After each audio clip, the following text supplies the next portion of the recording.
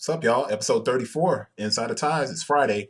Doing a recap of the last, basically the big stories from the week on art. So, of course, you can go down here to the description and you can click on the links and go and read the articles because I don't have a whole lot of time to go to it because it's 3 minutes and 30 seconds of information about the past week and you should have been following it and reading it on the website anyway. But just in case you didn't, here we go. And start. So we're starting. Introduction. First topic is going to be Nike and the fact that in China, they just busted Nike for not putting air, Zoom Air, in the fade to black, fade to black Hyperdunk. Dang, man, I'm like coughing and stuff.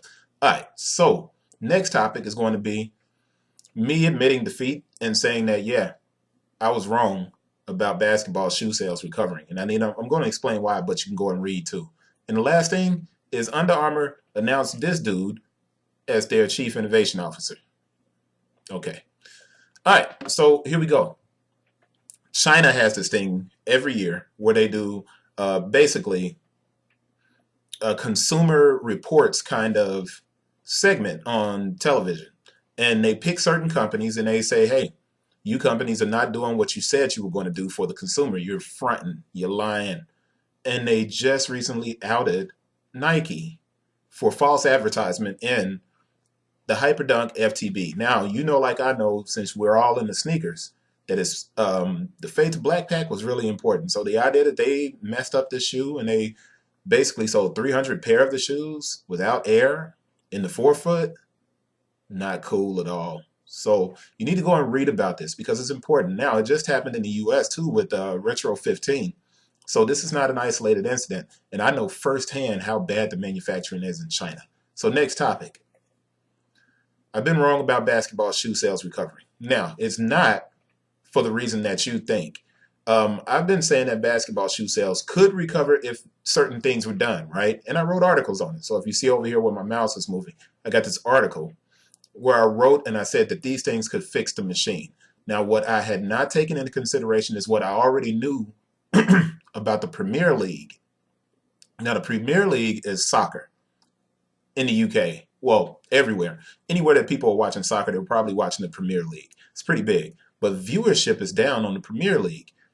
Viewership is down on live sports across the board, unless it's such an event like the Super Bowl that's so big that everybody's going to be engaged in it, whether they are basically, interested in sports or not. But because viewership is down, advertisement is down on footwear. So when I make the claim that basketball can recover, basketball shoes are going to have to basically go into a situation where they no longer use live sports as the primary medium of trying to push a particular style of shoe. Read about it on the site. It'll be down below. All right. Last thing, Under Armour. They have a new chief innovation officer. And my problem is the dude designed the Hummer. The Hummer. Here's a sports company that's struggling. Not struggling. I mean, it's $5 billion, a year. That's not struggling. But the perception is that it's not doing very well right now. And you go out and hire the dude that made the Hummer, the biggest, slowest, gas-guzzling beast ever. And they had a problem selling the Hummer off. GM did when GM was hitting that rough patch during the recession. So I don't know if that's a good thing or not. It kind of bothers me. But I'm actually proud of Under Armour because they adjusted.